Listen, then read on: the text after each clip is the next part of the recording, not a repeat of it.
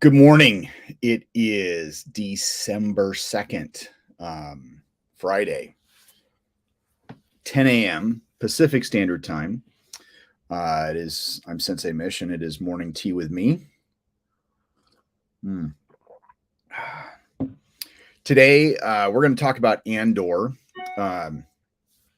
Rob Ray is going to be on with me today. He's in the background getting ready. But we got, so just spoilers ahead. Just know there are spoilers ahead. In fact, if I can, let's see. Oh, I don't have my spoilers logo here.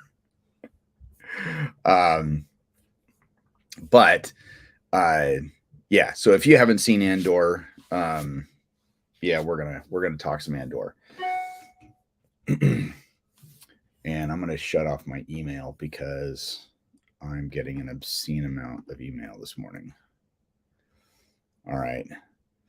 Now, before Rob comes on, I'll just do my normal thing. I had actually planned to be on last Friday. I completely spaced it because Rob and I, we were going to talk about ANDOR then. But I completely forgot. Completely spaced it. Did not have my mind on anything but rest and relaxation. The Kyusho book has been a huge success. Oh, and is that Rob messaging me? Oh, updating computer. Stand by. Copy that. The Kyusho book, it's out. People are receiving it. People are loving it. So if you have not ordered one yet, you can actually go to Amazon now and buy it off Amazon, or you can give me a bigger royalty and then buy it from me, and I will ship it to you from Amazon. Total transparency there. I think with Amazon, I get a certain percentage of royalty. I think it's like, I don't know. They say 60%. It's not really 60%, but of course, if you buy it directly from me, I get a bigger royalty. So that's why I say buy it from me and I'll ship it to you. And here's Rob. Technology, man. It's a pain. That's all I'm going to say. That's okay. Nobody's watching anyway. They'll watch later. So, I've actually spent the last couple days watching Mandalorian. I got up through episode 10 or 11, I think. Nice. So, just, randomly playing in the background. So it wasn't like actually sitting and watching it. I was just kind of half watching it, half. Yeah. So, but I did, and in fact, I updated my little graphic. Nice. So, of course, Prodigy, I don't know if you've been keeping up with Prodigy. I watched Prodigy yesterday. I have to catch up. I got through until that first little break. And then I didn't remember that it started back up. Oh, okay. So I'm many episodes behind. Yes. But that's my plan actually this weekend, is to sit back and relax because, we have the Thanksgiving holiday, but in my day job, I've already put in 62 hours this week to make up for the half day Wednesday, day off on Thursday and Friday. And I've got a call with a client that's in Singapore on Monday. That's going to be 3 hours. So I'll be working till midnight or a little bit after that then. So I need to completely disengage and, just get my mind off of life. And what better way than Star Trek? Yeah. Well, the second half, and it is the second half of season one. I don't know why they split it up that way. I thought that was kind of weird, but I don't know. It's a kid's cartoon, so who really cares? Um, the, uh, let's see. I think it's episode 15 is actually really good. Yeah. I really liked it. And in the last couple episodes, we're starting to get some main character history. So we Nice. get to hear a little bit of background where people came from, and so it's been kind of cool. So I think the ending of season 2 will be kind of complete. Well, kind of complete. I don't know. Well, a lot of the questions that we were answering in the first half of the season were just like they're slowly being answered. So, Okay, right on. Yeah. Bad Batch season 2 is going to be January 4th. Of course, Picard season 3, February 16th. You and I have already been chatting about that. Oh, yes. And announced today, Mandalorian season 3 is going to be March 1st. Thank you, Brazil. So for what's it? Star Wars theory. I've been watching some Star Wars theory, and yesterday he was suspecting that if Bad Batch was dropping January 4th, we weren't going to get Mandalorian until like May or April, because he's like they normally don't show two Star Wars things at the same time. Right. But considering maybe that Bad Batch is a cartoon and Mandalorian is live action, right, they could be making that change. However, with Mandalorian season 3, March 1st, that could make Ahsoka air sometime possibly in May. So now, March 1st, give it 8 weeks. If it is going to be an 8-episode series, hopefully it won't be shorter. But they always have a break in between, so I might push Ahsoka maybe even to June or July. See, and I'm thinking June, just from the standpoint of exactly what you said. Right? They don't like to overlap because they don't want to have. Oh, well, you're watching this, and then you're also watching. They want to be able to focus and dial in that marketing, right? Yeah. So my prediction is going to be June. We'll probably get the first week of June for Ahsoka, which I'm okay with. Yeah. It's your birthday month, my birthday month. It's a good birthday present. Thank you, Lucasfilm. But that's kind of my thought there too. Yeah. So. And then, of course, Discovery season 5, we know it's coming out. We just don't know when. So yeah, same. And we've got Strange New Worlds, and there was something else. There was another date for February for something. I don't remember what it was, and I can't remember if it was Star Trek related or Star Wars related. It was in one of my feeds, and I've been yesterday I was on the phone from 9 a.m. Eastern until 7 p.m. Eastern, and then this morning from 8:30 until right before I popped on and had some tech issues. Right. So my brain's all kind of fried, but there was something else coming out around that same time as Picard that which is going to be good. I don't remember if it's. I mean, I really don't remember what it was, but there's another show that I watch that's going to have their season drop around that same time. So a lot of really good stuff, going into 2023. Have you watched any of? I'll get rid of this. Have you watched any of? Or are up to date on the new Quantum Leap? No, I thought we had Peacock. We were sharing an account with a family member, and they changed the password, and I didn't know, so I went to go catch up on it. And they were like, "Oh, yeah, we changed the password." Oh, okay. Can I have it? Well, I'll get it to you. So you don't want to tell me no. And I don't want to pay for it right now because that's really the only show I'd be watching. I was like, I'll wait. So we almost picked up it was like $1.99 for a year or whatever it was, but or $1.99 a month for a year. Yeah, it's the fine print was kind of concerning. I can't remember what episode it was, but I have not watched it in a couple weeks. So I don't know if they've stopped it. I don't know. Like I don't know. It did start. Let's see. Did you see it up to? Did you see Magic's connection to I haven't Quantum seen Leap? any of it. Oh, you haven't seen any of it. Yep, nada. Oh, okay. Then I Nada. won't talk about it at all. Except that it's not a bad show. Yeah, it's just not the same. It's just not a good show. There's of course, you know, you've got the internet talking, oh well, it's going to be canceled. It wouldn't surprise me if this was a one season thing.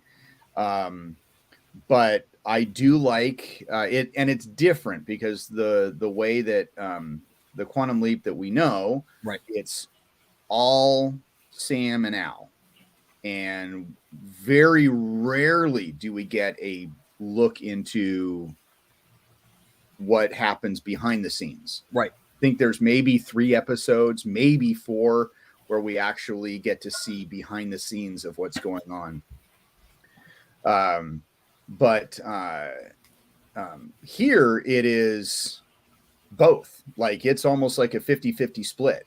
You see Ben in wherever he is, and then you see the team behind it trying to figure out what the fuck is going on. I don't know how I feel about that. I mean, I think that was always the thing that I loved about Quantum Leap, the original, is you were so immersed. You knew the core characters, and you developed that, you know, who they are at heart. And they all, you know, Sam was always put in those really crazy situations. And here you are spending the entire time learning about these moments in history, some that we know about, some that we don't know about, some that were real, some that were not. Right. And you got to build empathy for other people involved, which I thought was really the biggest part of the show, and was one of the best parts of the show. And if we're splitting it in half, you're not really building the empathy. I mean, and this is coming from the guy that's not watched it, so grain of salt, folks. Well, I'll tell you this: the whole empathy thing, it's not there. I don't think it's there. Yeah. Because and this isn't really a spoiler, but so Ben leaps. Like we know that Sam leaped to prove his theory correct. Right. Okay. But Ben leaps. We don't know why. We have no clue why. And so basically the behind the scenes is them trying to solve the mystery of why did Ben leap? Because we find out in the first episode he wasn't supposed to be the designated leaper. Okay. So it's like because there was somebody being trained for that job, and it was not him. But they bring Al into it. I think maybe even the first episode they dedicate to awesome. Dean Stockwell. To Caldwell, and then the team leader, he is connected via the original. He's connected via the original. And that's not really giving anything away, but he's connected via the original. How I won't tell you, but it is it's a good show. It's just not it's not bad. It's just, well, I guess it's not bad, it's just not good. Not good, right. Like I want to watch it to continue because, you know, being a fan of the original series, right. I'm like, okay, where are they taking this? But that's the only reason I'm watching it, and that's one of the reasons I'm behind, is because it's not like I have to watch it all the time. Right. I would love. It also doesn't help. It also doesn't help on Apple TV that the Peacock app does not connect to Apple TV, so whatever you're actively watching does not show up on your what's next list. That's a problem. But the app itself has what's next. So if we're using the app only to watch that show, which it's my son's account. He watches everything else. We're the only one that watches the Quantum Leap. So I will say if they do this as a one and done, I'd be by okay with choice that. or not, I would like the answer to why did Ben leap? Because Sam leapt into his body, and Sam is in a coma in a hospital in a government facility and wakes up. Let's do full circle for both. Ooh.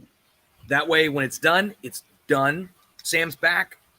You know, he's got muscle atrophy, but they won't show that.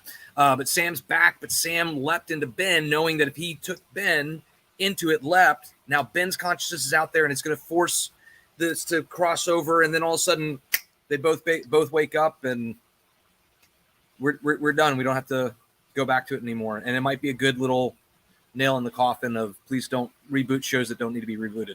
Yeah. Yeah. I don't know. Okay, so Andor. Some of the best Star Wars TV that's not made like Star Wars and happens to be in the universe, bar none. I will say I've now watched the series twice. I'm not gonna lie, I'm still struggling with some of the character names. So, folks, I apologize. I'm not where I normally am in my Star Wars character names, fandom. But this is, and we'll talk about the fan theory you sent me the other day, because I've watched that a couple times too now, and going like, oh my god.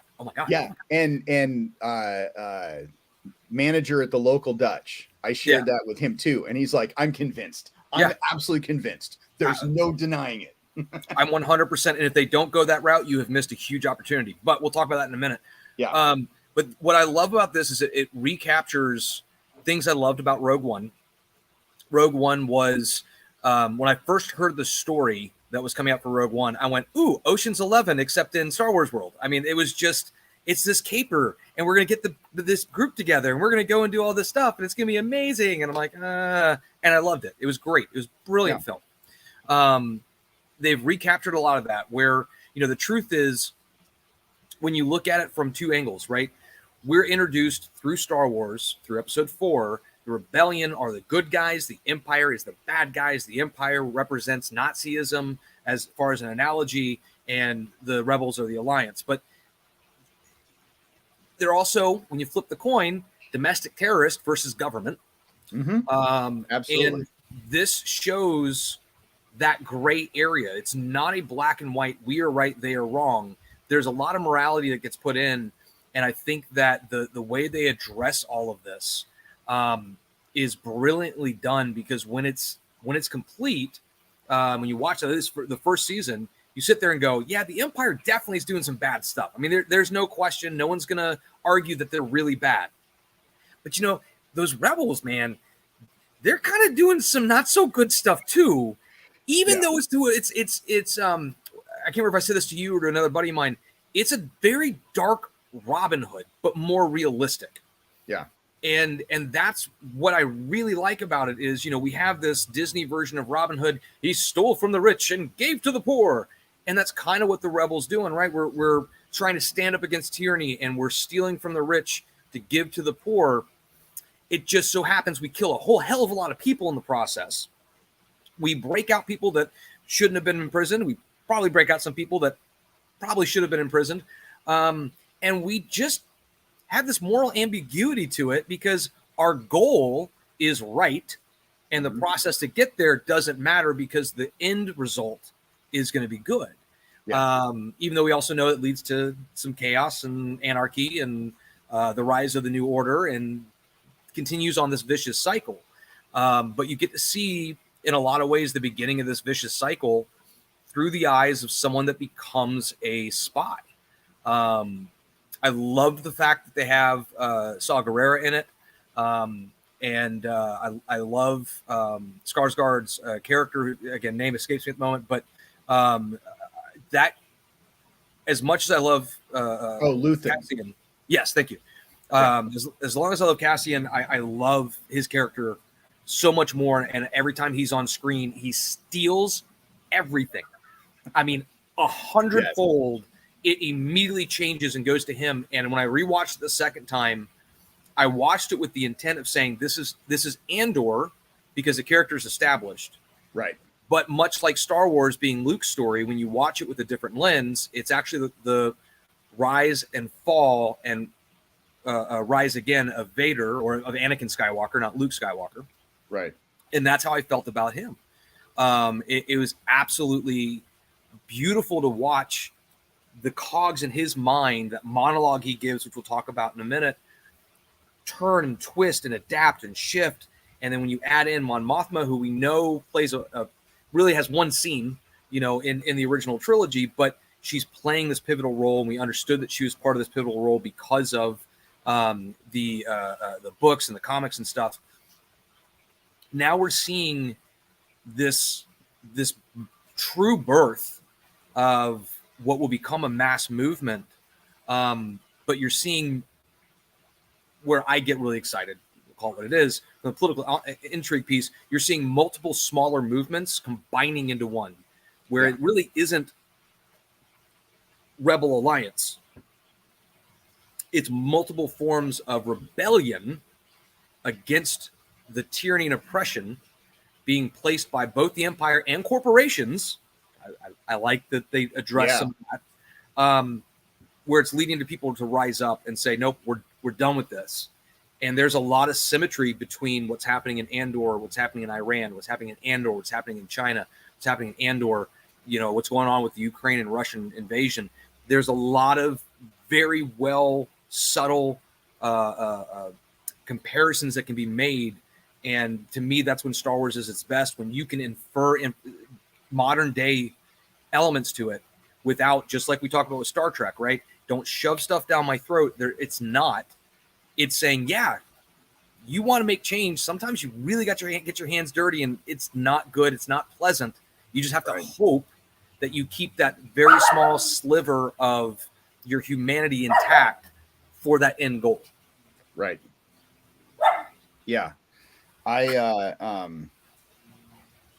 looking at it from the standpoint of terrorist versus government, this was almost like this is a handbook on how to do it. Mm-hmm. Like, seriously. And it was so well done. So well done. I think the biggest thing away from the story, right? If you look at the directing, the music cues, it's a non-traditional, and I use that term kind of loosely because in Star Wars we have the wipe cuts, we have the smash cut, we have the zoom cuts. So you have these transitions that are always in place because it's Star Wars. You have the slight blue line, it wipes the frame, cuts to a planet. We're not doing any of that. We're actually shooting something that's in Star Wars, in canon, but we're shooting it like we would any other modern day television series. The music's not John Williams. We don't have, Andor doesn't have his own personal theme. When he comes on, you go, oh, here's the music. There he is. Yeah. It changes. We have lyrical modern day music. We have, upbeat. We have heavy. We have everything in between. So, from a visual and auditory, as well as an editing element, this really is firing all cylinders, and I just hate the fact that people still are like, I don't know, man, it's not Star Wars. Yeah. Well, sorry, there's no lightsabers yet. Yeah. The I can't remember where I read this article, but apparently they, because anytime you film a movie, it's not filmed in order. They just kind of film, okay, we have this set for this amount of time, so we'll film these scenes. They filmed the entire series like that with multiple directors. Yep. So they filmed all of Ferrix at once.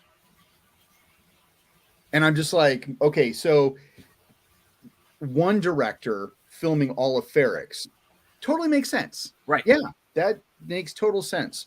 But I'm like, they had multiple directors on this project, and they were able to still pull that off and have it seamless. And behind the scenes, there was more than likely something that did not happen in the last Star Wars trilogy. I'm not going to go down my normal, I hate it, I wish it didn't exist. My opinion is well known to those watching. But they more than likely, because of that, had regular director meetings. Mm-hmm. They had regular director and writing room meetings. They had regular, okay, we're going to switch this on the script. We're going to do this. We're going to change this. You know, the actor really wants to say this line. We're going to do both lines and takes and this and that.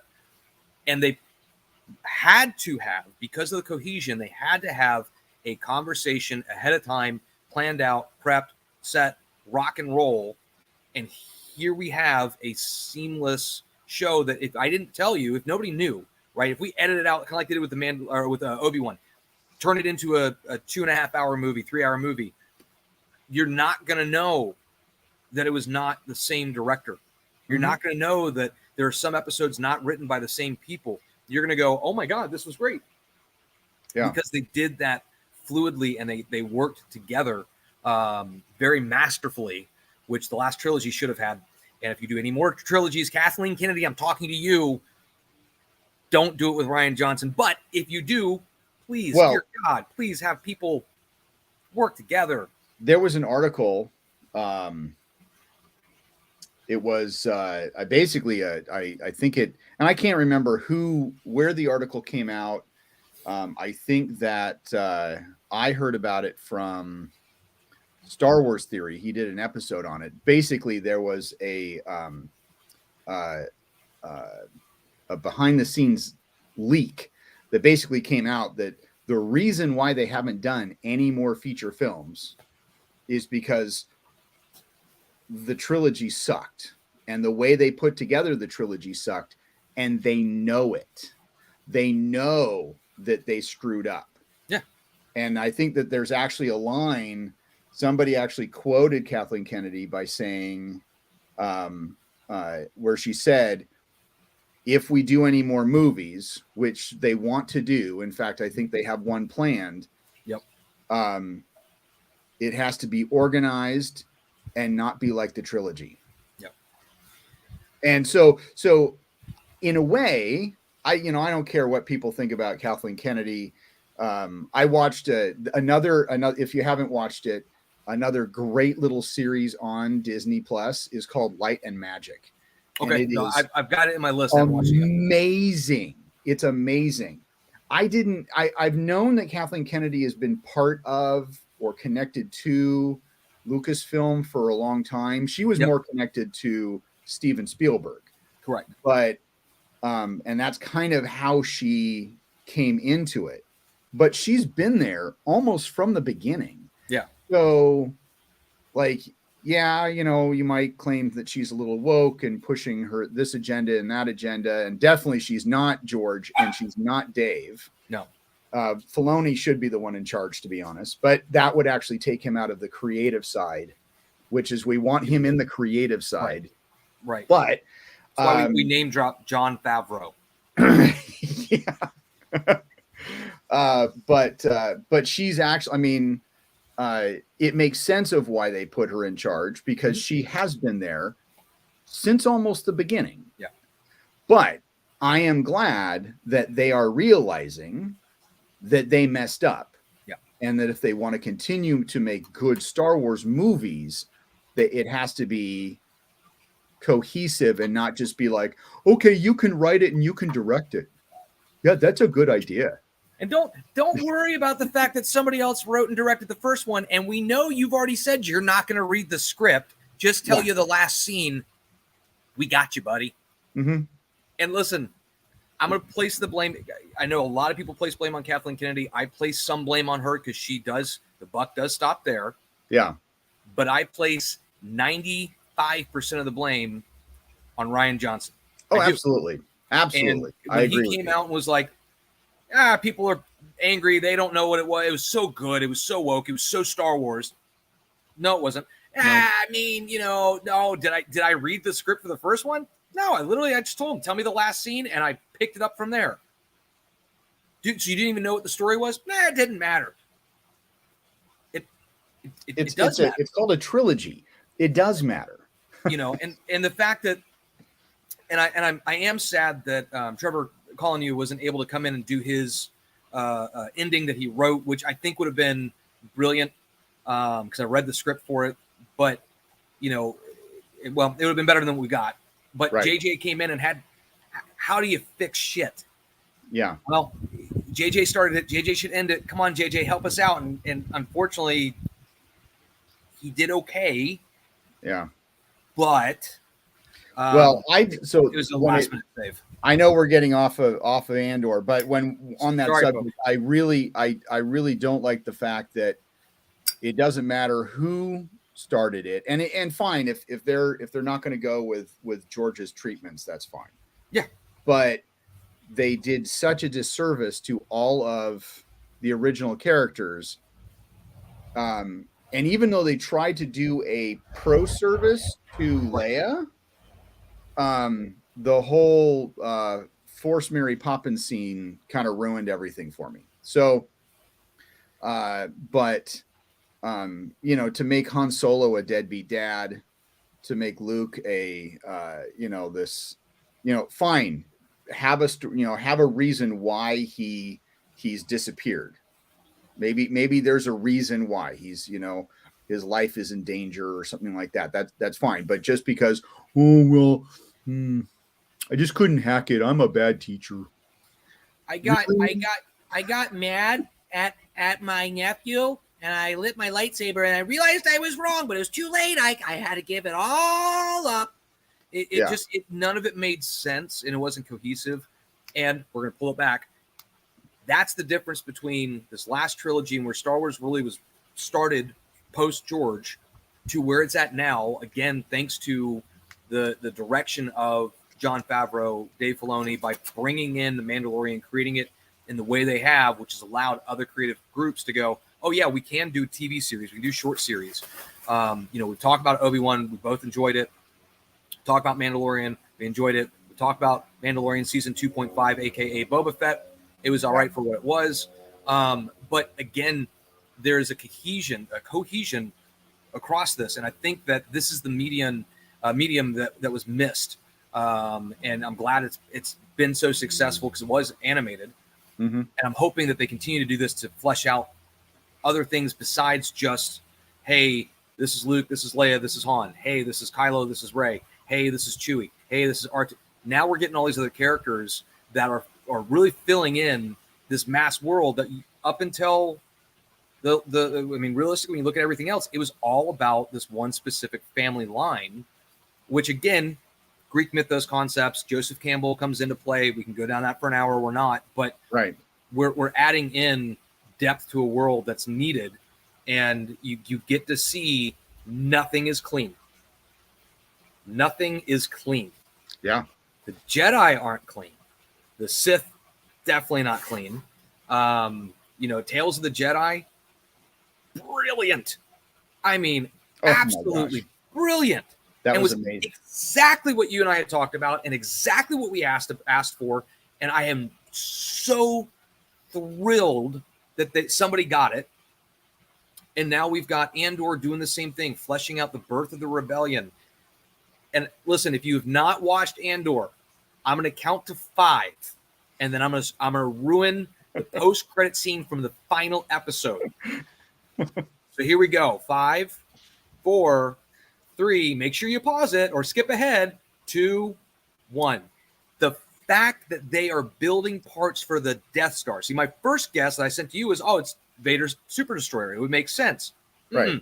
Yeah. Fucking Death Star. And you see it all pulled apart in a single frame that I showed my wife, and I'm like, I want to find a way to screen capture this in the highest res quality I can and make this a giant wall-size poster for the bedroom. Oh my God, that would be amazing. Which I got an unending amount of, are you crazy? But yes, that...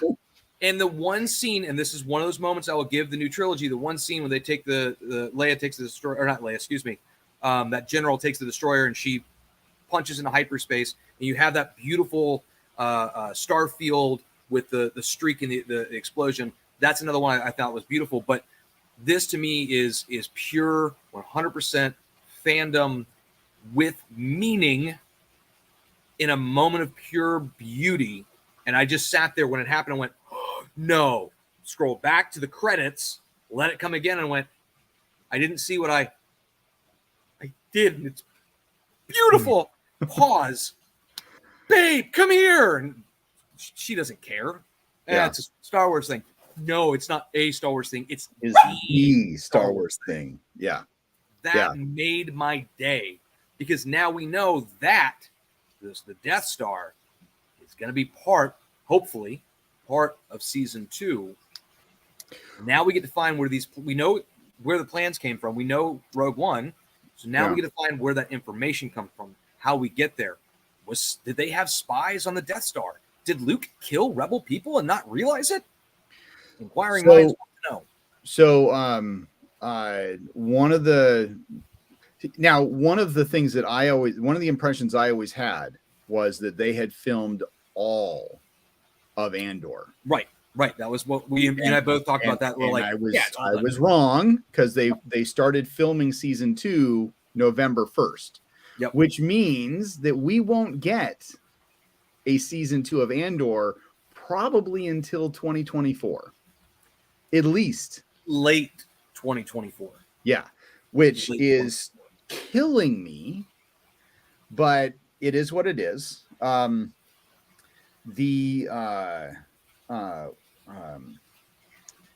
I did hear that of the 12 episodes, each set of 3 episodes is going to be considered a year. Nice. I'm good with that. So season 1 is basically year 1. Yep. Because we don't know exactly how long he was on, on the prison planet. On the prison planet. I mean, we do get some type of, because they mention how many cycles they have left, and then they do have an on-screen thing that says 30 cycles. So I'm guessing maybe 6 weeks, something like that. Kinda. Somebody put out, and I meant to have it pulled up for when I came on here. Somebody had put out, there was a screenshot they took when he went to the planet or the prison, because there was a screenshot of Andy Serkis's days in his cubicle, and then they went to the day of the escape, or a couple days before the escape, and they saw the updated, and they extrapolated how many days had passed and said, okay, it's been X. And I want to say it was like somewhere between 2 and 4 months off the top of my head. And I could be wrong on that count, but it was a couple months that he was gone, which would make sense. You figure out the layout of the planet or of the prison, how the things work. You've already made some connections. The guard counts. You've got that. And brilliant, by the way, sign language between levels, playing phone tag. Hey, this is this. Oh, level 3 says this. Level 28 said this, and it's taking 20 minutes to go from the bottom level to the top level where they're at to pass a message, and just so many little things hit. Right. Which let's transition a little bit. Speaking of little things, to the theory, and I'll have you talk about the theory that you sent me that we're all prescribing to at this point. Yeah. That Luthen is a secret Jedi. Yeah. Oh my gosh. The video is by Screen Crush, and I don't usually put a lot of faith in Screen Crush because they came under fire a couple years ago by different unique creators by basically stealing their shit. So, but in this episode, they actually said that somebody had sent them in a theory, and actually says, we don't usually do this. Yep.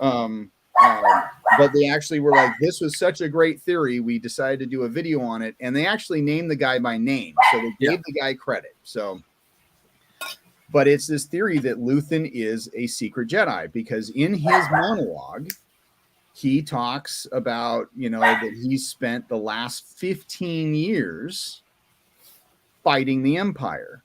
Well, nobody really knew that the Empire took over, Yep. except for those that were on the inside, the Senate, Jedi, and so, I mean, yeah, you did have Palpatine saying that, you know, now it's an empire, but like only insiders would really know. Right. And so, and when he talks about what he gave up, peace, love, calm. And, you know, I love how they're like, you know, what is a Jedi? A Jedi is always at peace. I mean, they do have a little bit of conflict in them, but when they're at peace with the Force, they are one with the Force. And so he's like, I gave up everything. And the way that, you know, when he says he gave up everything, if he's a Jedi, he gave up everything that he was.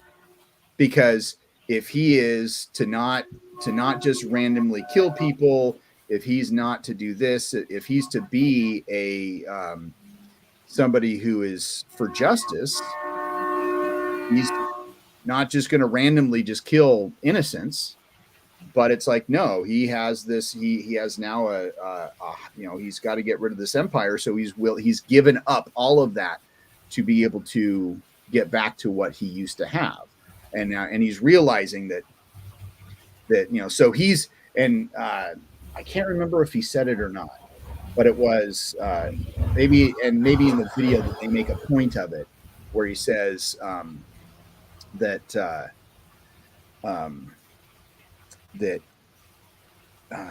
shoot, I just lost the thought, damn it. But it's that basically he's becoming more Sith-like. Yeah. To combat evil. So he's becoming evil to defeat evil. So I have the quote. There's a picture I found that has a quote on it, and I saved it to my phone. Okay. So for those who watched it and don't remember what he said or whatever, this is the quote. And less the brilliant performance. Mm-hmm. What is my sacrifice? I'm condemned to use the tools of my enemy to defeat them. Yes, I burn my decency for someone else's future. I burn my life to make a sunrise that I know I'll never see. And the ego that started this fight will never have a mirror or an audience or the light of gratitude. So what do I sacrifice? Everything. I mean, yeah, I'm condemned to use the tools. I mean, that's it. Yeah. Now, there's other little things that they point out is that when the second time he goes to see Saw Gerrera, he has this staff.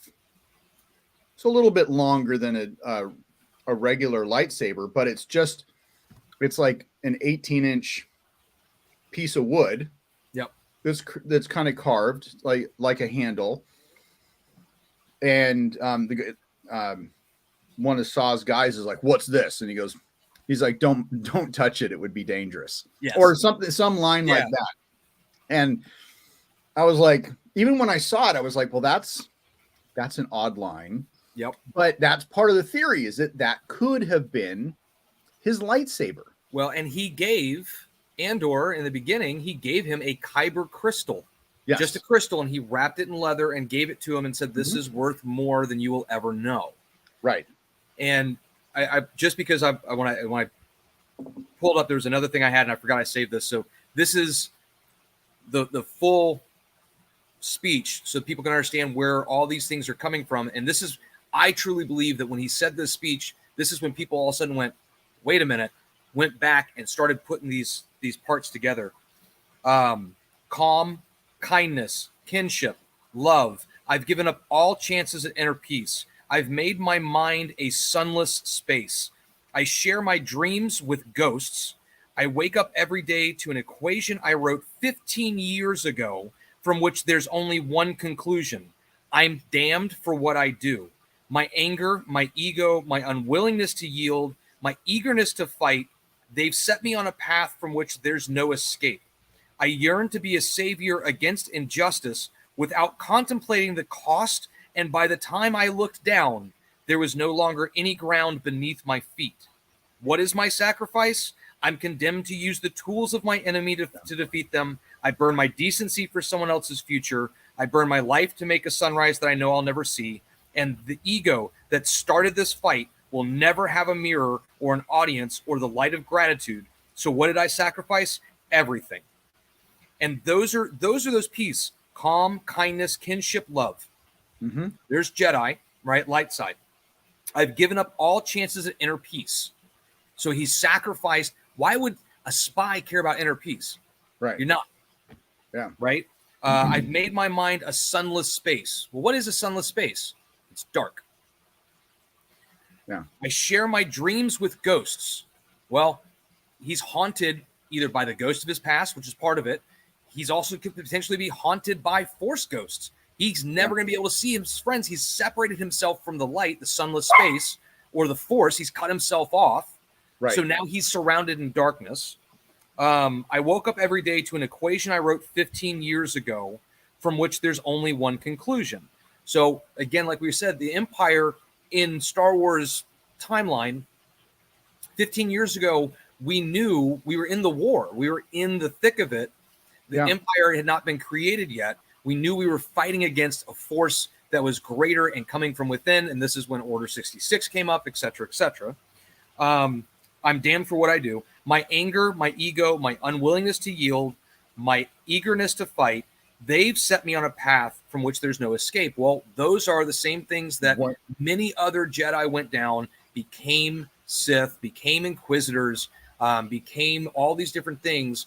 And these are the same things that they warned Anakin about through all these different flashbacks we've seen through the movies, that these are what's going to lead him to the dark side. And like Yoda said, once you start down that dark path, forever will it dominate your destiny. Correct. I yearn to be a savior against injustice. That right there, I wanted to be a Jedi. Yes, I know I'm doing an ancient alien theory thing of it looks like a bird, it looks like an airplane, therefore it must be an airplane, not a bird. I get it, but we can infer because of some of the stuff. Without contemplating the cost, and by the time I looked down, there was no longer any ground beneath my feet. So what happens if there's no ground beneath your feet, Mish? You fall. Fall. Yeah. And that's what we call it when you go to you don't rise to the dark side. You don't switch to the dark side. You fall to the dark side. So it's a very brilliant wordplay and gives you a glimpse in a moment that he is emotionally, he's trying to get his mole to stay involved and help him understand we're not letting you go. And what have you given up? You just had these meetings and you don't care. What, really?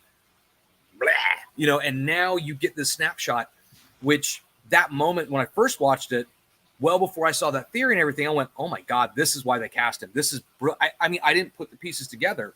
Right. When I saw that and I went back and watched it again and I started reading it, I'm going, oh my God, please tell me when you wrote this was your thought. Even if it's not, hey, we're not sure what we're going to do with them. But in that moment, you're like, how cool would it be if this guy was a fallen Jedi? Because he's got Jedi artifacts in his shop. He's got a Sith holocron. He's got a Jedi holocron, which I don't remember seeing in canon, but I understand where they brought it up in the theory that, the force that emanates from those items creates a white noise blanketing area. It is in a lot of ways the reverse of what Palpatine was doing. He was able to hide his dark side by being in plain sight. Oh, wait, look, he's doing the same thing as a dealer of antiquities. I mean, it's just, there's so many little things that you see that the everything that the Sith did to take over the Republic and turn it into the Empire is the same thing that the rebellion is now doing to try and get it back. Right. And it's not just what we saw on screen. The guy who came up with this theory also connected it to a short story that was in some Star Wars publication. And it which it is considered canon. Correct. And I can't remember the characters involved, but there was an antiques dealer and this older Jedi. Mhm. And somehow they got connected. And the theory is that the older Jedi basically changed his name and took over the life of the antiques dealer. Yep. And my question is that when was this short story written and published? So the thing is that if it was recent, then the possibility of Luthen actually being this Jedi, because he's not going to keep the same name. He's going to change his name. But his if the story was written around the time that Andor was being written, then that makes sense. And they could be like, oh yeah, so the story has got to be at least a few years old. But I don't know, but I don't know when it was published or when it was written.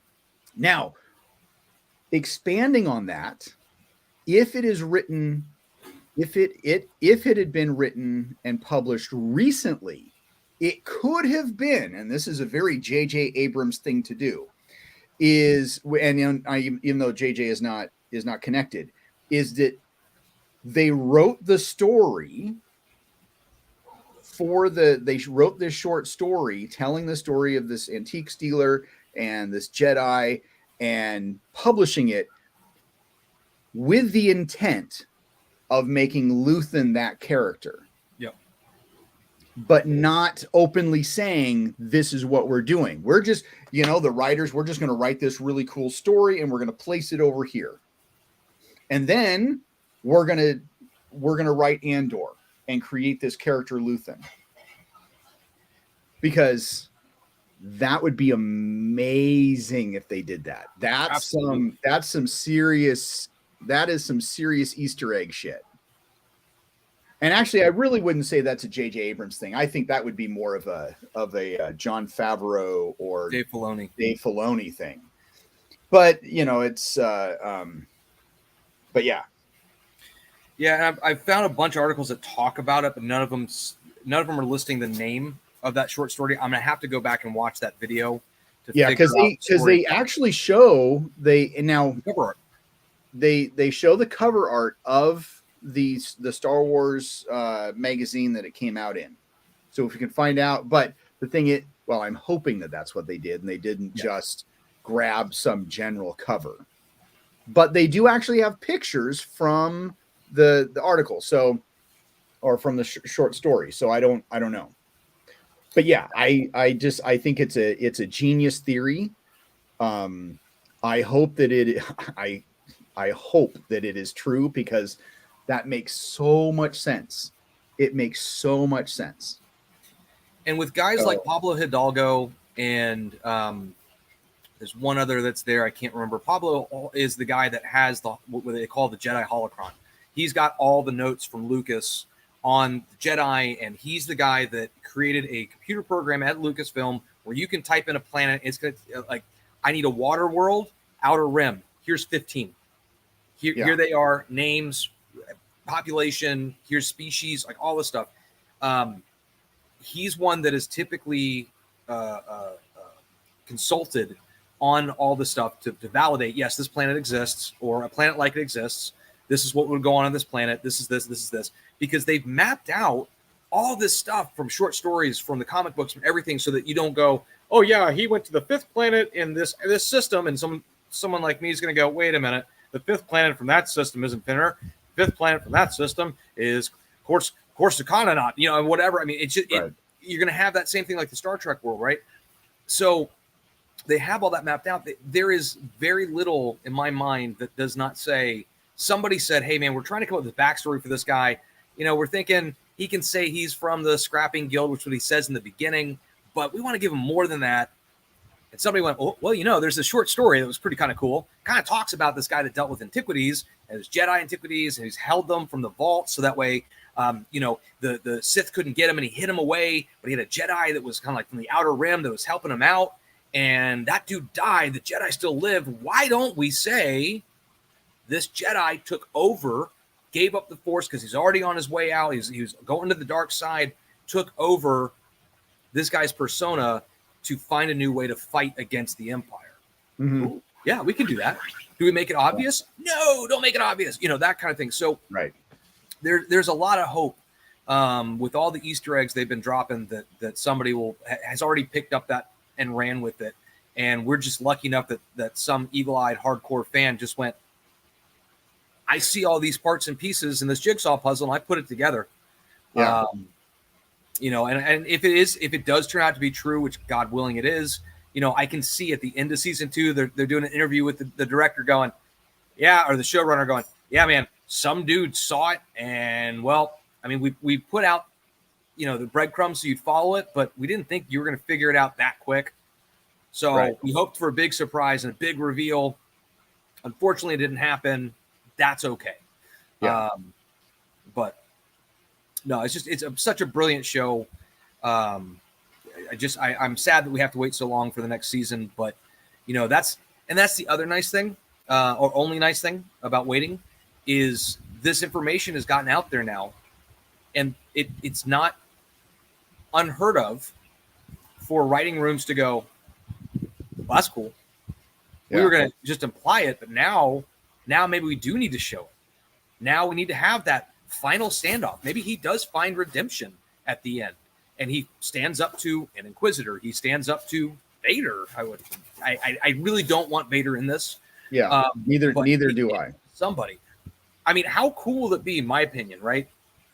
How cool would it be if Palpatine walks in to his antiquities shop and gets the over-the-top Luthen, oh, Emperor, oh, you've graced me with your presence, oh, da-da-da, I'm looking for this stuff. Oh, give me a moment, my lord, I will find it. And he comes out and busts out his cane with a lightsaber and goes to attack him, and Palpatine just starts laughing and goes, man, I knew you were here. I know your machinations, whether he does or doesn't.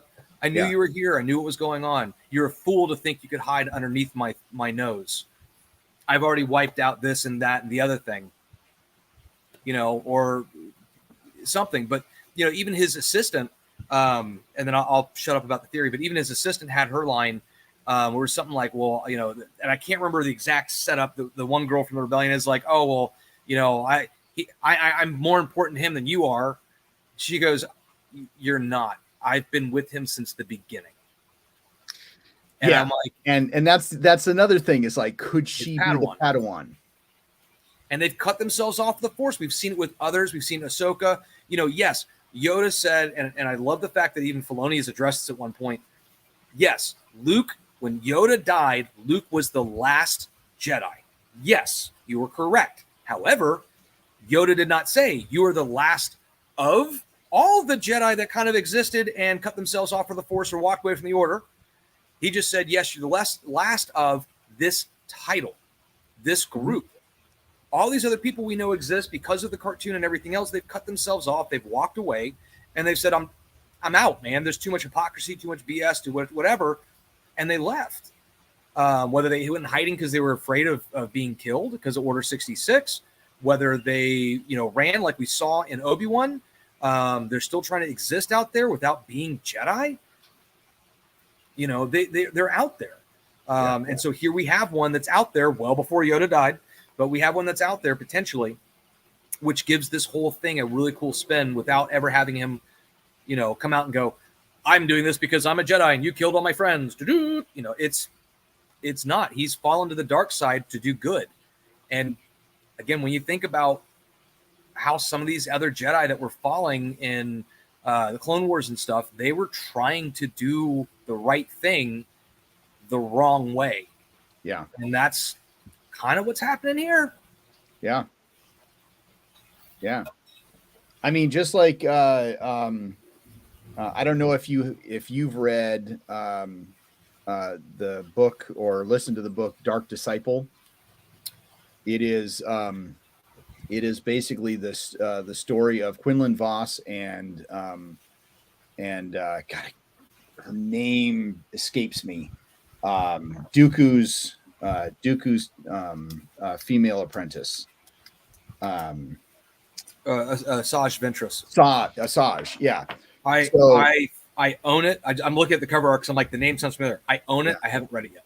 Okay, it is, and it is an amazing book. I was turned on to this by a friend of mine, because we were talking about different books, and he's like, "You got it." He says he gave me a list of books, and this is considered canon.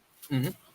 It is actually a treatment that was originally written by Katie Lucas, George Lucas's daughter. Yep. For episodes that were never produced for the original season 7 of Clone Wars, and it is Quinlan Vos being charged by the Jedi Council to kill Dooku, and he is to team up with Asajj Ventress to do it.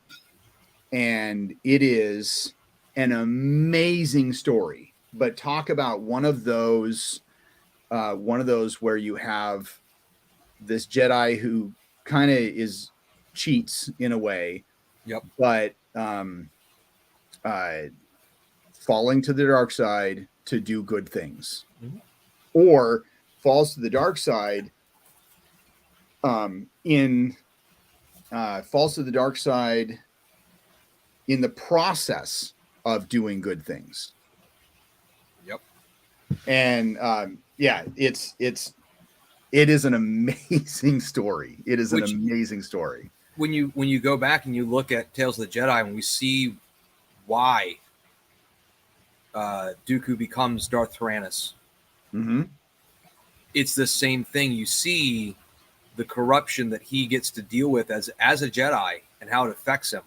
Where you've got, planets where the rich are super rich and the poor are bloody poor, and he's supposed to come in and say the thing. The first one is getting the chancellor of this planet. His son was kidnapped, and it's like, right. He discovers all these issues, and it starts taking down that dude's cards. Like, no, these people are not wrong. You're wrong. You see this progression, so that when you realize his fall, he didn't embrace the dark side. This is what I loved about it, because it gave the character more depth, right? And we're seeing this more and more, and we see this with Andor. It's not that he fell to the dark side because he was seduced. It's actually a rebellion against the politics of the Jedi. Mm-hmm. I can't live in a world where I was given a specific order: save the sun and get out, and not do what I'm also supposed to be doing because the Jedi Code calls me to, but the Jedi Council tells me not to. Right. I'm not doing this anymore.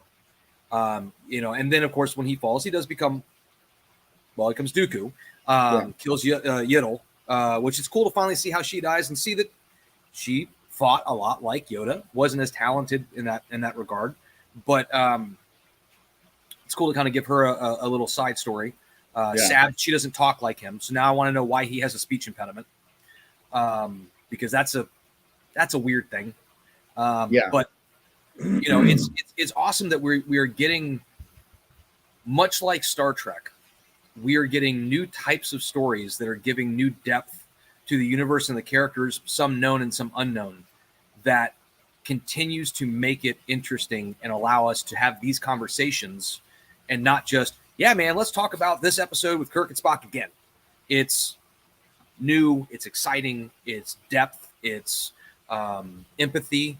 By the time I watched Dooku's fall, I'm like, I kind of get it, and would have probably done something very similar. Like, I don't know if I would have fully fallen. I would have liked to have been that gray Jedi, but in this world, in this time, there isn't. Much like, folks, I apologize for talking politics. Much like now, we may have multiple parties, but you're either Republican or you're Democrat. We don't care that you're Libertarian, Independent, Green Party. They don't really exist. You're Republican or you're Democrat, and that's how the world sees it. That's how the Jedi are. You're a Jedi or you're a Sith. There really isn't nothing in between. And if there was this construct, which there is in canon, right? You have the father and the brother and the sister. So you have the balance being the father, the sister being light, and the brother being dark. If they actually adhered to that, They've been like, listen, we get it. We understand what you're doing.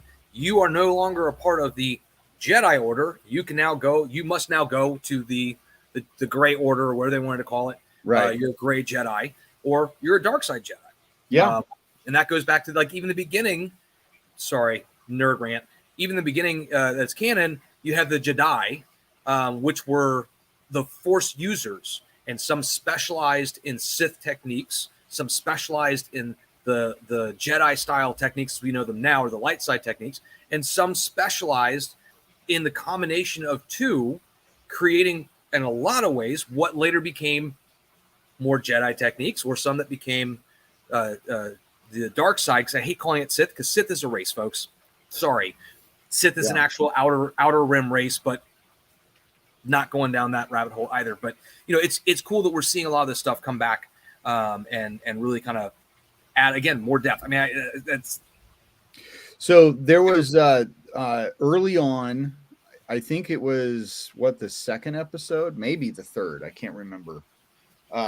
It was the third episode where the Scottish, and that's just because that's the security guy. The Scottish sergeant says shit. Yep. And it was like, oh, they swore in Star Wars. Oh my gosh, I can't believe it. And then to come to find out that they were originally in and I can't remember his mother's name, but Andor's mom, in her death speech, she doesn't say, and originally it was supposed to, instead of saying fight the Empire, she was supposed to say fuck the Empire. And I disagree with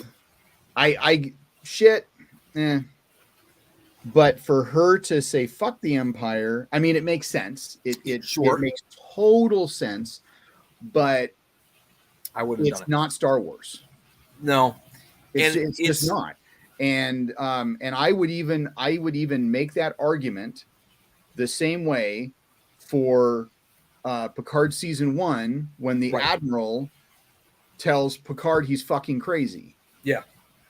Because and actually that might give a little bit more validity to Star Trek, because Star Trek, like, it is actually humans on Earth in the future. Right. And yes, humans on Earth in the future swear. Just like I think they would swear just like we do now. But it's not like, you can still make a gritty Star Wars and you can still make a gritty Star Trek without curse words like that. Now, in the first, I think, and if we give value to curse words, I think using the F word in Star Trek or Star Wars, I just think is unwarranted. Shit, I think that's a lower level curse word. I don't really, but even in the Next Generation on television, Picard says shit. Mm-hmm.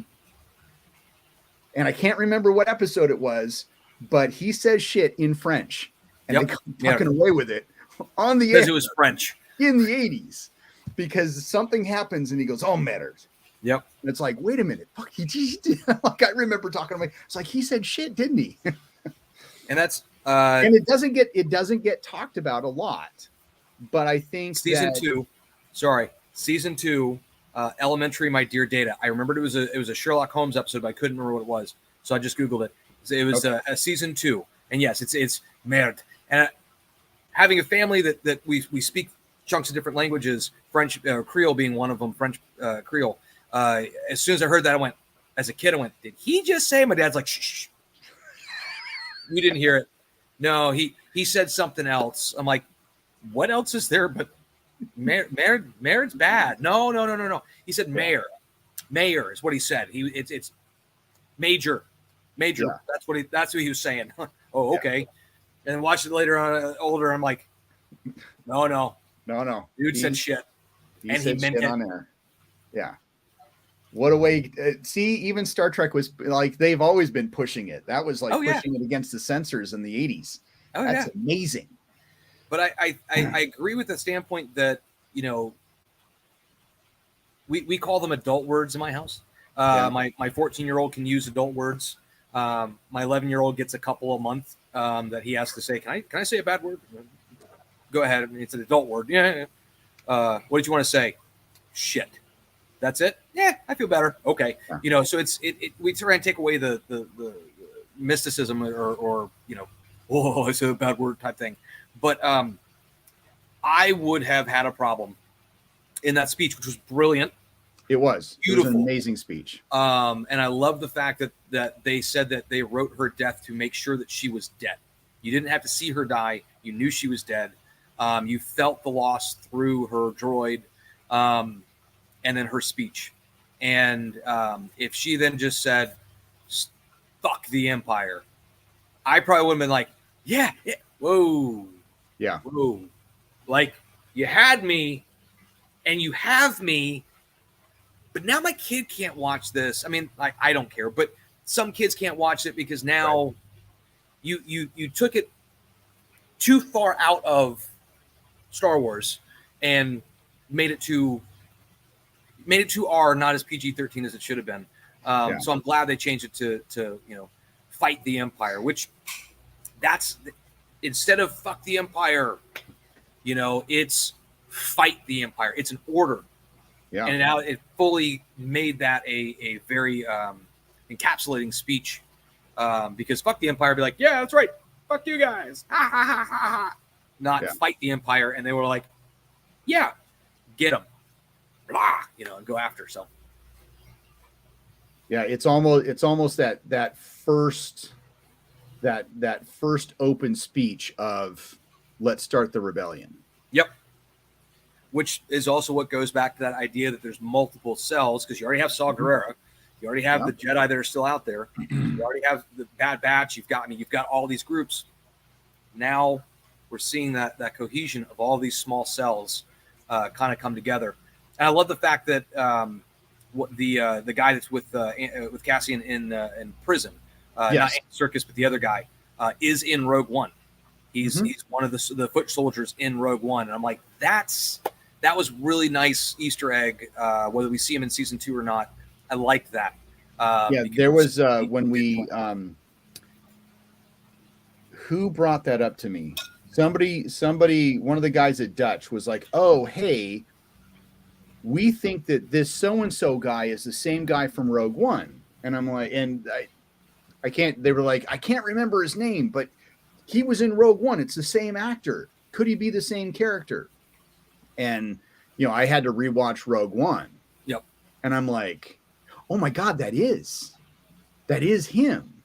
And I don't remember if they even say his name. I mean, I need to watch Rogue One again to see if it gives him a name or if he's just one of the soldiers in the strike squad. Yeah. No, they give him a name. I think they refer to his name in Andor as well as in the show, or as in Rogue One. Rogue One. But it's I think it starts with an M or something like that. But he but then there was a couple articles that came out that were like when he got the call, hey, do you want to reprise your Rogue One character in Andor? He was like, hell yeah. Yeah. He's like, absolutely, I want to do that.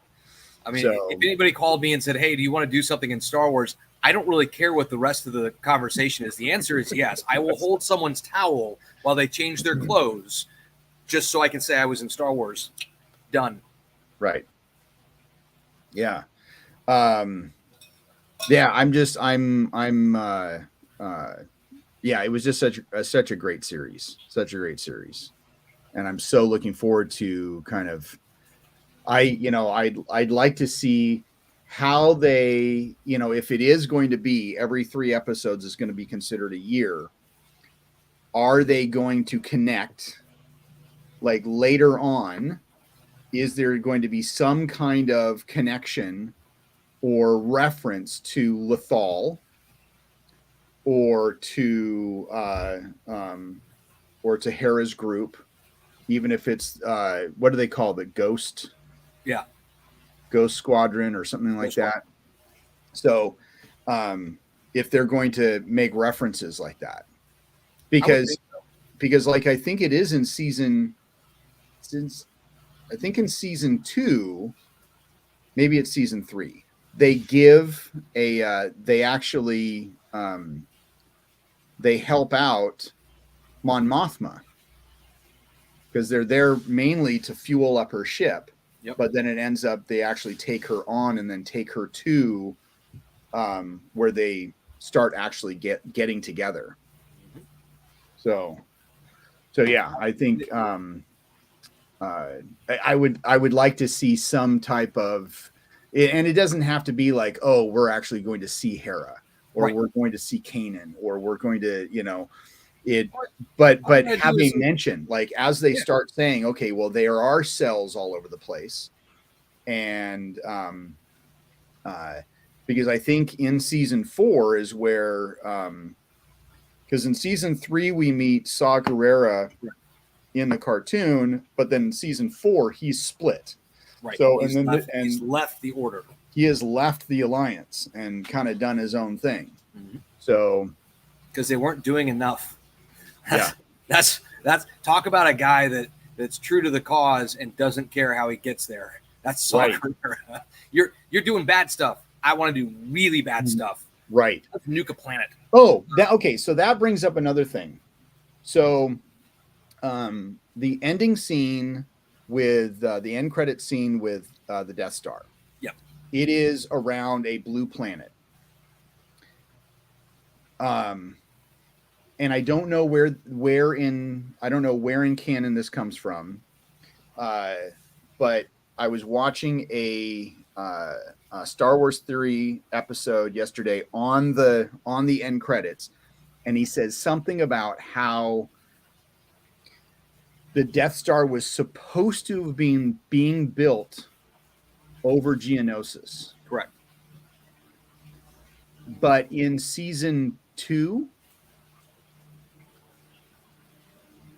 in season 3. Well, no, in season 2, I think they go to some base on Geonosis, and it's not on the planet. It's in orbit, and they go to steal supplies and get out. The rebels do.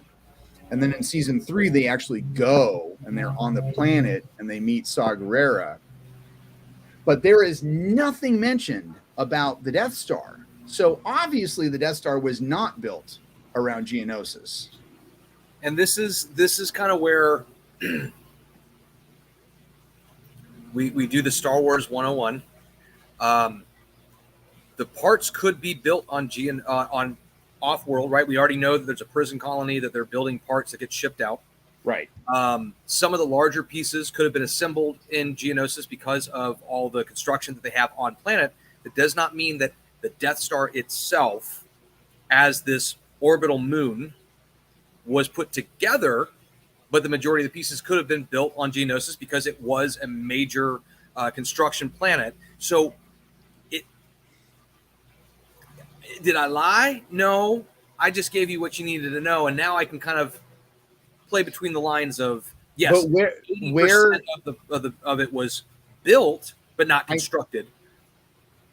On Geonosis for all the parts, and then the parts were offloaded and then sent over to Lethal or wherever they finally put it together. So, kind of going by the United States law of saying you can have something made in another country, but as long as but you can legally say assembled in America, even by opening the box to check the tool to see if it's correct, and then close the box up again. Yep, it could be the same. Or even to take that part and put it in a box. Right. In the United States, that's still considered assembled in America. Well, and then here's your other alternative, right? So we've put together the Death Star over this blue planet, which we know Geonosis isn't blue. We put it together there, and then it was shifted for final electrical installation, parts and pieces, just like a car. It's an assembly line. And we saw that in that shot where it's all stacked up and they're building over here and then pushing in and building over here and pushing in and building over here and pushing in.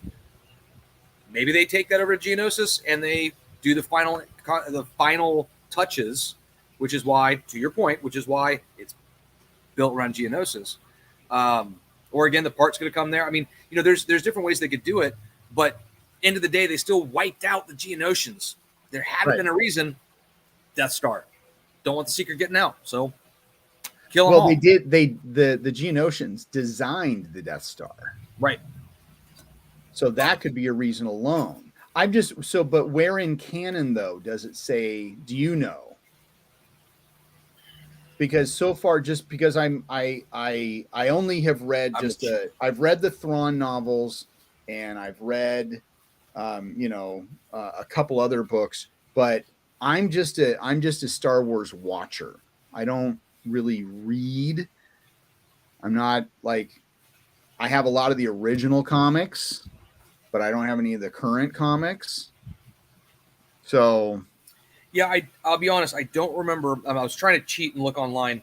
I know that, and I'm not getting any specifics, unfortunately, in this article. But I know that Geonosian was the home for where they were building all the droids during the war, right.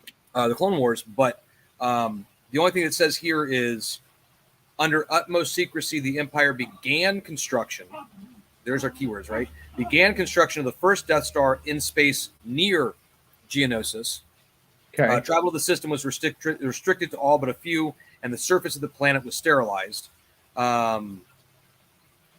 So it could, because of how they word it there, it may not actually be Geonosia. It's in the system of Geonosis. Okay. And it's a different planet, and it's kind of hidden. And they're like, oh, those guys they helped. They figured it out. Sterilize it. Wipe them.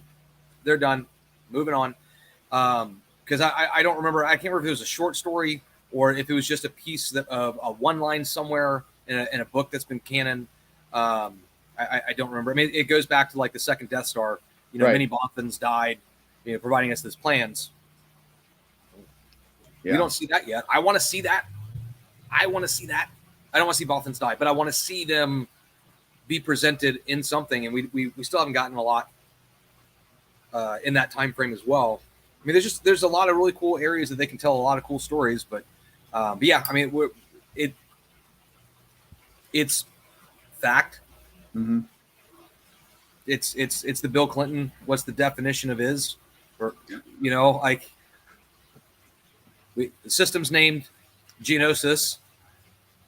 Geonosia being the planet, or the system's Geonosia, the planet's Geonosis. I can't remember the order of the two. And so it's kind of, I mean, we're around there. We're close. It's cool, man. Don't worry about it. Be fluid with your facts. Well, just the reason that I'm curious about that is because George, even, before he sold it to Disney, all the storylines for the books had to be okayed through Lucasfilm. Right. Like, you couldn't just be like, oh, we're going to hire a writer to write a Star Wars book. No, it had to be, does it fit the continuity? And so that was the one thing I really liked about Star Wars, is that regardless of the cartoon, or, regardless of TV show, movie, book, comic, everything had some type of continuity. Even though I wasn't really a reader, like, I had friends who read one book series and then would say that they're reading another book series, and it would actually reference something that happened in a different book series written by a different author that was happening at the same time. Or you'd have a scene of a fight scene in one story written, and then you have that same fight scene from a different perspective in a different book written by a different author. But it was all like the same people died. You still had this, like, everything was consistent. Whereas Star Wars or Star Trek was just like, oh yeah, we're going to put out a Star Trek book every month, and well, we're going to have this writer write this and this, and nothing was consistent, Which is also where a lot of us old Star Wars fans got really upset with the Disney merger and acquisition, that all of what we were told was canon because George gave the thumbs up and signed off on it. was no longer. It's now Legacy, and they're Yeah. going to scrap all of this amazing stuff that they could have made into cartoons and made into all this other stuff. It's gone. We're going to tell a new story. And it's also why we're extremely thankful for Jon Favreau and Dave Filoni, who are both hardcore Legacy fans that are like, I got you. Watch. I'll pull that thread. Now we're going to put it over here in what's now canon. We'll bring it in slowly. Yeah, when I met Timothy Zahn this summer and had him sign my book, which I did not realize he signs all of his novels for free. So I could have brought like all of my Timothy Zahn stuff. In fact, the gal in front of me, she had the original trilogy book that he read or that he wrote in paperback and put them side by side and have him sign across like a consistent signature across all three of them. That's cool. And it was really cool because he's like, okay, I've never done this before. Let's see how. So you could see him kind of do that. So I just brought my first Thrawn novel. I have all the others. I have all of them on audiobook, but I have the first one in hardbound. And I'm like, I'm so glad that you were able to bring Thrawn back. I love the new series. And he goes, yes, thank you, Dave Filoni. Yeah. Yeah. There's a lot of those Star Wars authors that will say that. And some of them have in their books, in the thank yous, Dave Filoni. Yeah. Because it's, well, I was done. I have to come up with new stuff. Oh, Dave brought him back. Cool. Thank you, Dave Filoni. So and Dave was the right-hand man of George. He was the guy that if the Fox or the Disney thing didn't take root, he would have carried on. George would have retired. Dave would have carried on, and Dave would have become the new George Lucas, and we wouldn't have as much as we have now, or maybe we'd have better, or maybe it'd be worse. I don't know. Maybe we'd be like that Filoni. I don't know, but we got what we got. Yeah. And thank you, Dave Filoni, for giving us the good stuff. There was one more thing I wanted to bring up, but I can't remember what it was. I do. Oh, so the Acolyte, that is supposed to come out sometime this year too. And they leaked that there are Sith involved. Yeah, well, it is a Sith story. Well, it's always been that because it was insinuated initially, at least what I got from it was that is that Padawans are the students of Jedi, acolytes are the students of Sith. So yeah, so it's I mean it's confirmed, and I like, again, we get the other side of a coin. Yeah. You know? I want to see Darth Bane. I want or have more with Bane in a holocron or something. Well, what is it? It's supposed to be 100 years? 100 years before the events of A New Hope. Yep. So there's a lot of, or no, not even 100 years before A New Hope. 100 years before Phantom Menace. Right. Yeah. So that would be around the Bane side. I'd love to see Revan in something. I'm a big Revan fan. I'd love to see him mentioned because Revan is one of the only Force users that was both Jedi at one point, Grand Master and Sith. So give me some Revan. I want to see that. But we'll see. I'm excited for it. I mean, anything they've been doing lately has been good. Even the mediocre stuff has been great. So yeah. All right. Well, this has been a great talk. Absolutely. We haven't done this in a while, so I know. It's been a while. Yeah, looking forward to I'm gonna put this back up here. Looking forward to all this. You really do need to get on there and update on Prodigy. Some of it's okay. Episode 15, I think is the or maybe it was 14. I can't remember. It was, to me, the best. Bad Batch season 2. I'm really stoked. I'm stoked for that. 1 month. It'll be here sooner than we think. Yeah. And then of course, Picard. And I love how like they're like, this isn't the end of the next generation. This is just the beginning. Like that there's so many, you know, this might be the last specifically Picard story, but potentially we could see possibly of other characters, or at least it opens the door to that. Right. And one of the Twitter memes I saw the other day that I think Jonathan Frakes reshared, or maybe it was one of the other cast members. It says, "Give me Riker or give me death." Yeah. And I was like, yeah, I mean, he wants to do so much, and we want him to do so much. So please carry on. Put us on the Titan. Yeah. It doesn't have to be the Enterprise. Yeah.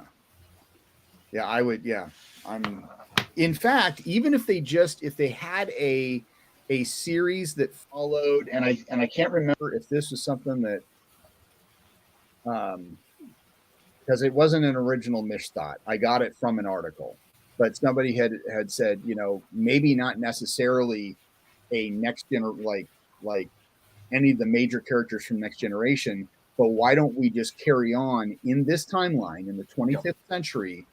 We could follow Commander / Captain 7 and Raffi. Yeah. Actually, personally, fuck Raffi. I don't like her character. Never have. In season 2, she was a little bit better, but I like a Captain 7. Yeah. Like that would be great. And just do like, I don't know what you'd call it, you know. I wouldn't want it called Star Trek 7, but no. It could be like if she is the commander of the Titan, if she's the commander or first officer on the Titan, or maybe she is the captain of the Titan and she holds a commander rank, which is not unheard of. No, it's not, because it was. I remember doing a paper on the history of the Enterprise. A teacher in high school actually allowed me to write a history of the Enterprise, including Star Trek history. That one of the captains, one of the commanders of CVN 65, actually held the rank of lieutenant commander, and he was in charge. He was the captain, but he did not hold the rank of captain. Right. But he was captain of the Enterprise. So it's not completely unheard of. No. So, and hell, by the end of season 3, maybe they, or maybe between the end of Picard season 3 and the beginning of like Star Trek Titan, and have 7 as the captain. And can we have, you could have talks with, you know, with Commodore Geordi, or, you know, Admiral Riker, or, you know, you could have all of those connections here and there, or even connection with an Admiral Janeway.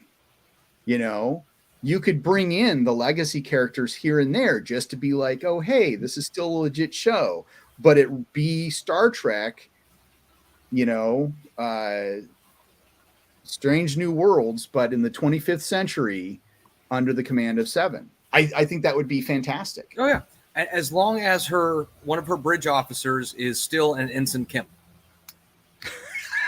I think Garrett Wang, I know you're not watching this, but I feel bad. You know, I'd love to see him in a show. I'd love to see him actually at a captain's rank. But I think it would just be funny as hell where, you know, that just becomes this little sly joke where it's like, hey, Ensign Kim. And you turn and you see it's actually his son, or it's not, right, you know, him, but it's another Ensign Kim. And he's talking to his dad, which turns out to be Harry Kim. And it's like, listen, son, trust me. I get it. I know it sucks to be an ensign as long as you have, but one day, I promise you, one day you'll move up in rank, and you just hear off screen, Captain, you're needed on the bridge. So excuse me, son, I have to go to the bridge. You'll be good. Just push through. You'll be all right. So on that topic, and I've wanted to talk about this for a while because it's, I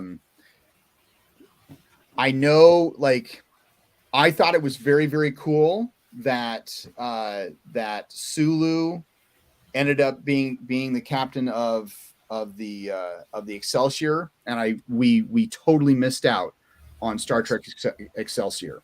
That should have been a thing. It wasn't.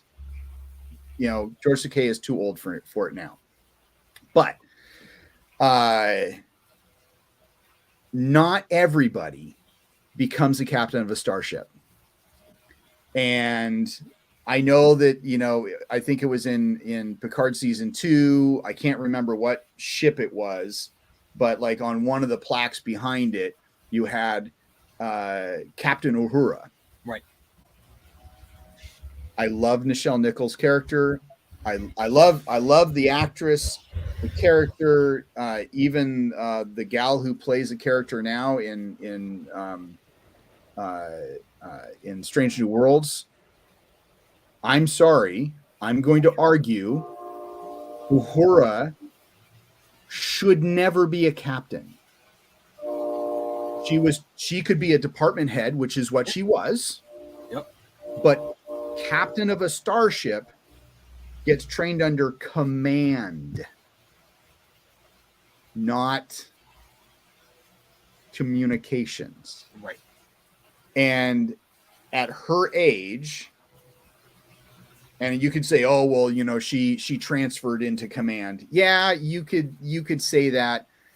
Tweaking. I don't, yes, it was a nice nod to the character. But even Scotty, he was made captain of engineering. Correct.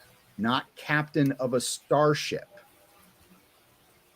So yeah, if they wanted to honor her, yeah, she could be captain of, she could be captain and department head of which maybe not on a starship, maybe back at Starfleet Command or one of the Starbase number 1. Yeah. But yeah, no, I remember that it was so great that they honored her. Yeah, I know it's a TV show. I have to remind myself, it's not real life. It's science fiction. It's a TV show, but it's science fiction and a TV show that tried to be as realistic as possible. And that is not realistic. So I know that there are some things where, you have to have your suspension disbelief. I just can't buy that. No, yeah. I'm with you on that one. So with you on that one. Well, I got to run because I got to call some clients back. Oh, yes. But it is one of my favorite times here, 11:38. Hey. So, all right. So on that note, thank you for tuning in. Even though we did have one person here and there tune in, Jim Korn actually gave us a Facebook like. Yay! Thank you, Jim. Rob, thank you for hanging out with me today, talking Andor and sci-fi. So I'll let you get back to work, and we will see everybody later. Till next Friday.